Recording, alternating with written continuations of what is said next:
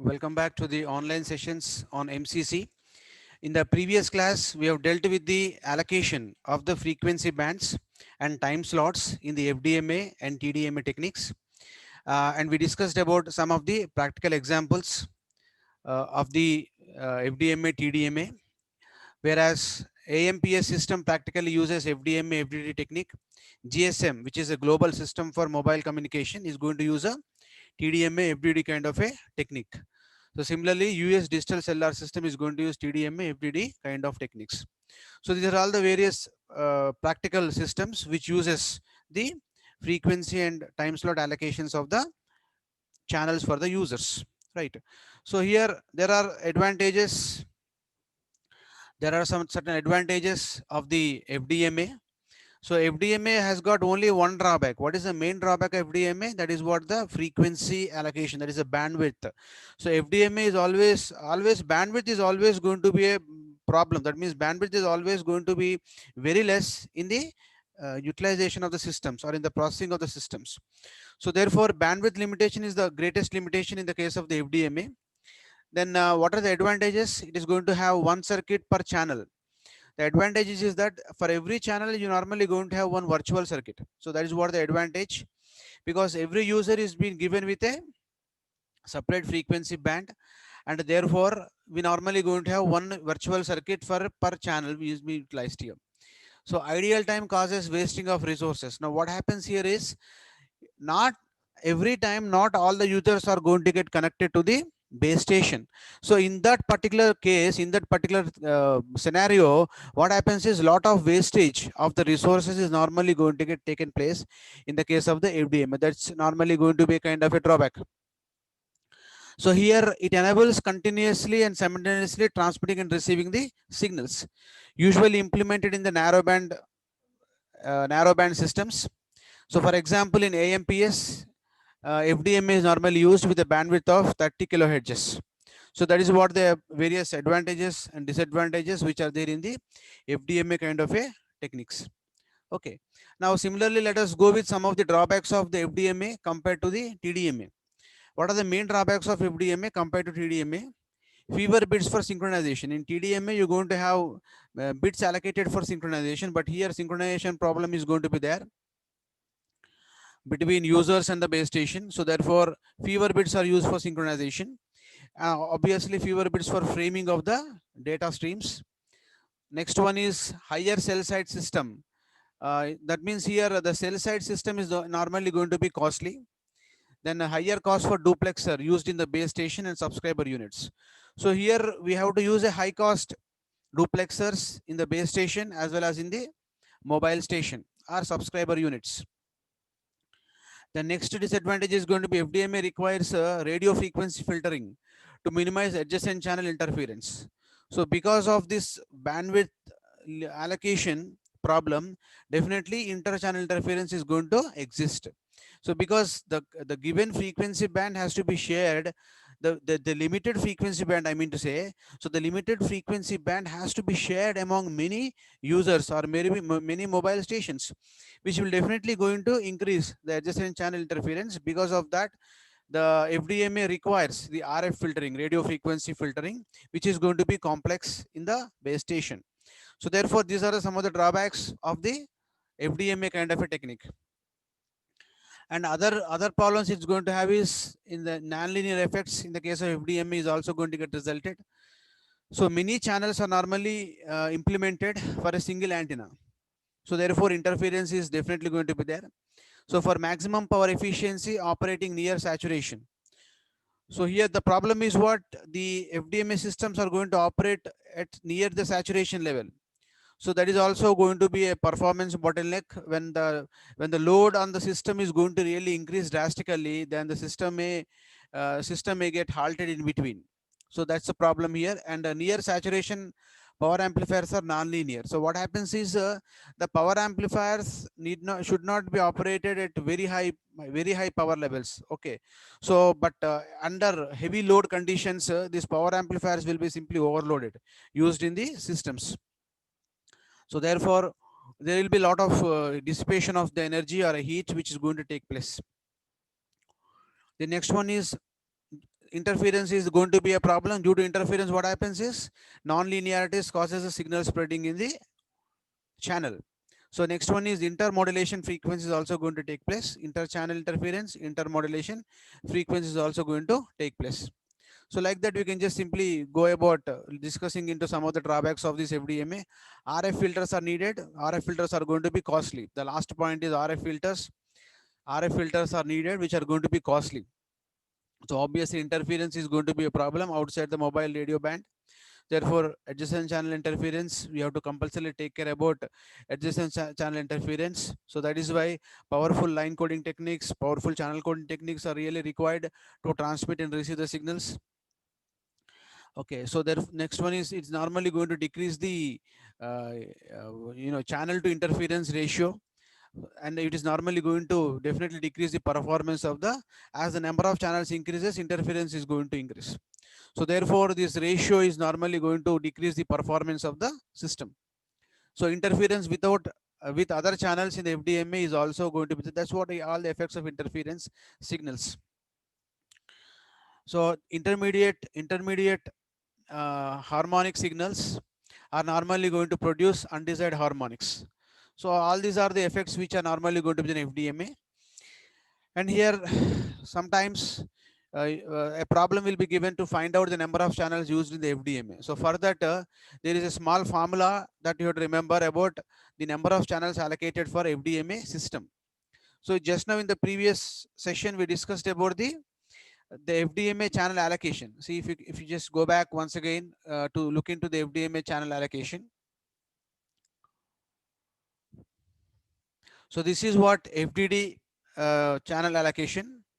Then FDMA technique. So this is FDMA. The frequency, the given frequency, the entire given frequency band is normally divided into different frequency bands for each and every user here. So that means here the frequency allocation is always going to be a bottleneck for the performance of it here. So therefore, the total number of channels becomes equal to the total spectrum allocation, total spectrum allocated minus guard bands. So here in the case of FDMA technique, we are going to leave some guard bands. Guard bands are to avoid the interchannel interference. So if you take about this now, so between user 1 and user 2, okay, you will be having some small bandwidth left over, which is known as the guard band allocation. So this guard band we have seen in the case of the FDD kind of a representation. See here, there is a gap between the reverse channel and the forward channel. So this gap is known as the guard band. Similarly, in FDMA technique also, we normally going to have the guard bands provided in between the two user frequency channels. So therefore, these guard bands will be taken into consideration. Guard bands will be taken into consideration. So BT minus BT is the total band of allocation. Say for example, in a particular area, we have around 24 channels. 24 channels. Each channel is going to have certain bandwidth. Say 30 megahertz bandwidth minus guard band. Guard band is normally going to have around 2 kilohertz, for example. And every channel is normally going to use say around 30 megahertz band. So in that case, you have to find out the total number of channels allocated. So that means what, just we do this by taking some values here. So by considering AMPS system, advanced mobile phone system, which is the first mobile phone system used for analog communications, just after 1G AMPS has been designed. So it is something like in between 1G and 2G technology. So therefore here, let us suppose we have BT, that is the total band allocation is equal to 12.5 megahertz total band allocation. And the guard band is 10 kilohertz. Here it is given guard band as 10 kilohertz. And BC. So BC is nothing but the channel bandwidth. Each and every channel is normally supposed to allocate. Channel means what? One channel is allocated to one user. So one user is normally going to use a 30 kilohertz bandwidth. So this 30 kilohertz bandwidth is further divided into forward and reverse frequency bands, of course, by leaving some guard bands.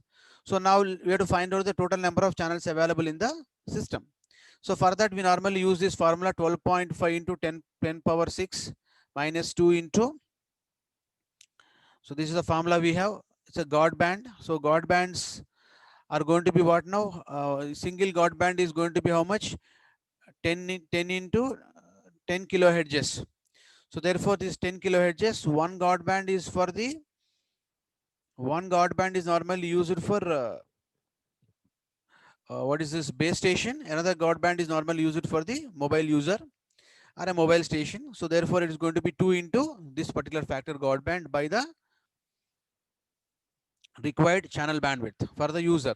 It's going to be 30k, 30 into 10 power 3. The E stands for exponent part. So 30 into exponent part is going to be 3. So therefore, when you calculate this, we normally going to get 416 as the number of channels that are allocated for this particular system to operate. Next one is going to be time division multiple access technique, TDMA. So TDMA is always going to be advantageous than FDMA. Why is that advantageous? Because always the wireless communications are normally going to run with a scared resources, especially scared bandwidth resources. Now in TDMA, if you use, the bandwidth is not going to be an issue. We don't really touch the bandwidth. We don't really require more amount of bandwidth. So here this particular TDMA is normally implemented based on the processing speed of the computer used in the systems. That means in our cell phone, you're going to have a computer. In the base station, you're going to have a computer. So it all depends on the processing speed of the computer system. So therefore, the time division multiple access is always going to be efficient in comparison with the TDMA in terms of providing service to the user or a mobile station. So therefore, TDMA is advantageous because ultimately what is that we have to do as an engineer? We have to compulsorily provide service to more number of users. Now that can be really done if you implement the accessing methodology by using a TDMA kind of a technique. Therefore, it is going to be advantage. What are the advantages? Providing time slots than the frequency bands is always going to be same frequency band can be allocated with different time slots. That is the greatest advantage we're going to have. And one user can be given one time slot. One user can be given with one time slot. So after completion of the last user in a round robin fashion, once again the system comes back to the first user, and repetitively the system is normally going to process all the time slot processes used in the systems, and it is normally going to get implemented by using buffer and burst method. Buffer means what? Storage. Burst means what? Firing. So that means whenever the base station is going to interact with a particular mobile unit, all other rest of the mobile units will be in the buffer. So when their part comes into picture, they will be processed by the base station. Until that time, they will be in the sleep mode. So once their part comes, once again the base station is going to access those particular time slots to give a service to those particular mobile units or mobile stations. Therefore, it is going to use a buffer and a burst method. So next one is the TDMA technique is not meant for the what is that continuous transmission. Is not meant for this continuous transmission. That means not meant for the synchronous kind of a application. It is meant for the asynchronous kind of applications. So therefore, one drawback or whatever we can say, if at all we wanted to have a continuous communication, we cannot really provide by using a TDMA kind of a technique. See, when you want to gain something, you have to lose certain things. So if you want a continuous communication, you have to go with FDMA. If you don't care about continuous communication, we just normally going to be happy with the TDMA technique. But if you increase the speed of the computer system, which is going to process your mobile signals, then we never really going to encounter the time delays while the system is going to process the signal. Therefore, this kind of a feel of having asynchronous transmission is not going to be there at the user side. And next one is it deals with the digital data, as it is going to be deal with the TDMA. So all TDMA signals are going to get processed by the digital systems. So therefore, digital systems need a digital data. So therefore, if a human voice has to be processed by using a TDMA system, what has to be done? The analog signals has to be converted to digital systems. Sorry, the analog signals has to be converted to digital signals, and it has to be processed by the digital circuits. So maybe DSP systems. DSP systems are nothing but digital signal processing systems, which is going to process the digital system signals very effectively. Then it is normally going to implement the digital modulation techniques like ASK, PSK, okay, FSK. All these are the digital modulation techniques. It is normally going to implement digital modulation techniques whenever it is normally deal with transmitting signals to the longer distances. Now, what is going to be the structure of TDMA? Structure of TDMA, already we discussed about data communications and computer networks. It is almost all similar to that kind of a system, because data communications is what? Obviously TDMA technique only. So in data communications, we normally transmit the signal in terms of a packet. So packet is going to have some preamble bits, information bits, and the trial bits, synchronization bits. Similarly, here also the frame structure of TDMA is going to have preamble bits, information bits, and a trial bits. So same thing, because the data communications is normally implemented by using a TDMA technique only. So therefore, that the TDMA framework is going to be same as the protocols framework which we have dealt in the data communications and computer networks. Same thing is repeated. Concept is same once again. Only thing is we speak that in terms of the mobile station, mobile communications. Okay, so mobile, between mobile communication and the base station. That's what our point of discussion here, instead of rather than computer to computer communication. So here your mobile station is a computer. Base station is also going to be a computer. Without the intervention of a human being, a system is handling the entire processes. Therefore, it simply comes under the kind of a robotic kind of application. So what is robotic applications? By reducing the human efforts, if a machine is really doing, or if the machine is really pretending as if like a human being is doing without the interference of human being, for a predefined protocol rules or for a predefined processes, then that type of system can be called as a robot. So robot is simply going to perform the task based on its predefined instructions. That's normally called as a robot. Now, if at all you wanted to add more power to the robot, we make it artificially intelligent. AI protocols will be implemented in that to make it somewhat to become intelligent. Okay, that is what AI kind of a system we have.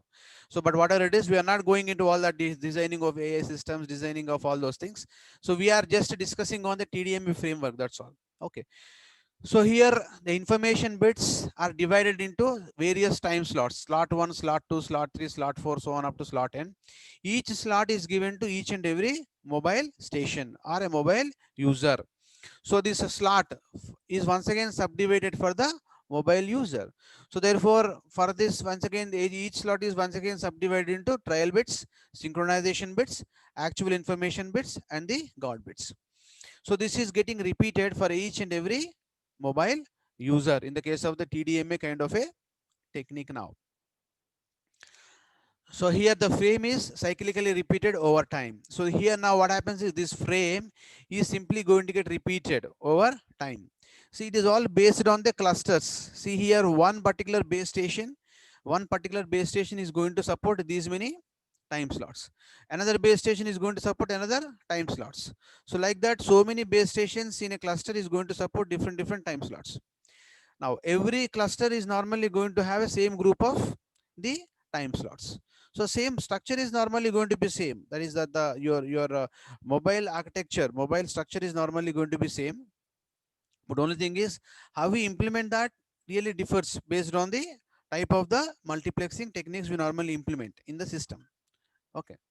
So therefore, a single, now what are the various features of it? Let us look into the features of TDMA. Features of TDMA is something like features of data communication protocol which we have used. So almost all it is related to that only, because it is same thing. As I was talking to you, a single carrier frequency is normally used for several users. A single carrier frequency is used for several users. That means the bandwidth limitation which is there in FDMA is simply ruled out here. Same bandwidth is being used for several users. So therefore, the bandwidth problem is simply avoided in the case of the TDMA kind of a technique. Now, transmission takes place in terms of bursts. Burst means what? The signal is going to get transmitted very quickly in a given time period. Then it simply switches over to the next time slot of the user. So that's what called burst kind of operations. Then here TDMA is going to take low battery consumption. That means the mobile phone whichever uses the TDMA technique is normally going to consume less amount of power, because it is totally digital technique. So digital technique means what? You need not go with lot many conversions for the signals. So therefore obviously less amount of power consumption is going to be there in the case of the TDMA kind of a technique. So here next advantage is going to be what now? If BSA and the mobile unit is also going to be, of the TDMA technology systems, then the handoff process becomes much simpler and for the subscriber unit. So therefore here handoff process is also going to become very much simpler. So we can implement TDMA with FDD. If we normally do, we can simply have a switch kind of a setup in a duplexer system for transmission and receptions to take place simultaneously for different time slots. That is another flexibility we can have it here. So next one is, as it involves with the time division system, it is normally involved with the digital system. So therefore it is normally supports very high data transmission. So the transmission rate is going to be very high. Next one is, what is the drawback here? Synchronization overhead. So yeah, definitely. So when we deal with the time slots, many time slots, the number of time slots are going to be very high based on the number of users utilizing the system. So the greatest advantage is what in the TDMA is that we can go on increase the capacity to a more extended level. If you increase the features of the TDMA systems in the base stations and mobile stations, then definitely we can increase the service to many people. So when you go with many servicing to many people means what? Synchronization bits, overhead bits, all these bits are simply trial bits. All these bits are simply going to get extended, like start bits, stop bits. So many bits you have to really incorporate for each and every user. So therefore, the synchronization overhead is always going to be there, and handshaking is also going to take a little bit of time for this. So that means a little delayed signal is normally going to get resulted in the case of the TDMA kind of a systems. So God band time slots are also necessary here just to avoid the interference. And similar to the previous one, we can find out the number of channels allocated in the TDMA kind of a technique, which is nothing but equal to M into total spectrum allocation minus 2 into God band by BC. So same formula almost all. So only M is added here, that's all. So M is nothing but number of TDMA users per radio channel. So number of TDMA users. So in the previous slide, we have used so many number of TDMA channels. See this particular channel, slot 1, slot 2, slot 3, slot 4, so many TDMA channels we are using. So therefore, this M is going to be number of TDMA users per radio channel. So those slots, slot 1, slot 2, slot 3 are all going to be known as M for us. So just by simply substituting all these appropriate values, we will be getting into the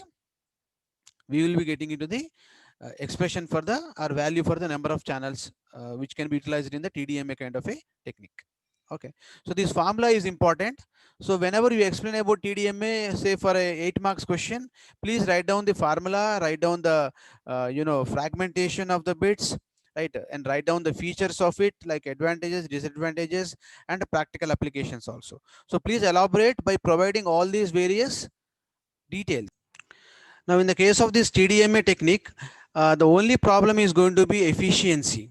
The efficiency is normally purely depends on the overhead bits. OH stands for overhead bits, and BT is the total number of bits per frame.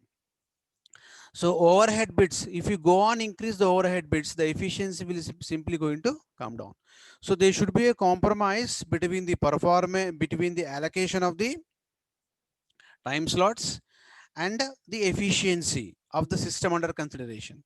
So therefore, you should be always have a plan for this to choose the number of uh, bits per frame as well as number of overhead bits especially per frame that you normally going to use. So the formula for the efficiency is going to be eta f is equal to 1 by BOH by BT into 100%. Now here, what is this BT? Which is nothing but the total number of bits per frame. Total number of bits per frame is equal to frame duration into channel bit rate. So there is a one more extension to this is going to be BT is equal to total bit rate. So BT is nothing but total number of bits per frame. Total number of bits per frame. So therefore BT is equal to the frame duration and the channel bit rate. That's the actual bit rate for us. So bit rate is once again going to have some duration, frame duration, channel bit rate, how much time it is going to take to process that particular user channel. All these things is simply going to get included. Now overhead, see, this is what the problem we have. Overhead can go on increase if you want to provide more amount of services to the users. This is the problem, only problem in the case of the what is this your TDMA technique. So overhead should be as less as possible. So like that you have to have this overhead, less overhead systems you have to plan to design. So this is what regarding the space division multiple access, sorry, time division multiple access technique all about. The next one is space division multiple access, SDMA, called as space division multiple access. So here it controls radiated energy for each user in space. So here something like, you know, the threads in the electromagnetic field is normally used here to control the radiated energy for each user in the space. So using the spot beam antennas, we normally going to design this space division multiplex access by using the spot beam antennas. That means the beam area, which is going to get spread for the antenna to radiate is going to be really more than the directive antennas. So cover areas with the same frequency by using TDMA or CDMA systems. So here also frequency is going to be same. So therefore it is going to, no, it's not going to be problem with the bandwidth problem. Bandwidth problem is not there in the case of SDMA if you implement. So it's normally going to cover all the areas with the same frequency by using the narrowband FDMA kind of a systems as well. So how the radiation is normally going to look like for space division multiple axis for the sectored antennas. We use a sectored antennas here, which normally going to radiate with a spot beam radiations called as spot beam antennas. So therefore, the radiation is normally going to be like a very wide beam areas it's going to radiate. So here, in future, the adaptive antennas are also simultaneously going to get used in the direction of the space division multiple axis type of the antennas. Okay, so this is what some of the things which we have in the space division multiple axis. And reverse link problems. Reverse link means what? From mobile station to the base station. So different propagation paths from the user to the base station is going to have compulsory an issue. So mobile unit is going to be very small. It cannot really implement huge amounts of validations. Huge amounts of the data cannot be stored inside the mobile. So therefore, the different propagation path from the user to base station has to be incorporated. So dynamic control of transmitting power from each user to the base station required. So here what happens is dynamic control of transmitting power from each user to the base station is required. So from base station or from the, you know, from the mobile station to the base station, there should be a dynamic control of transmitting power. So that means the mobile station should also be intelligent enough to effectively transmit the space division multiple access signals. So that is what the headache here on the mobile unit. So the mobile unit memory should be more, and its frequency of operation should be really very good. So the possible solution is to use a filter for each user to provide the effective kind of a transmission. So here the advantage is what now? Unique channel that is normally used, which is free from the interference. So every time space division means what? It is going to incorporate unique channels for that particular user to transmit to another user via base station. So therefore interference is simply avoided. So all users once again communicate at same time using the same channel. So that will be there anyhow. Limiting case of infinitely fast track ability.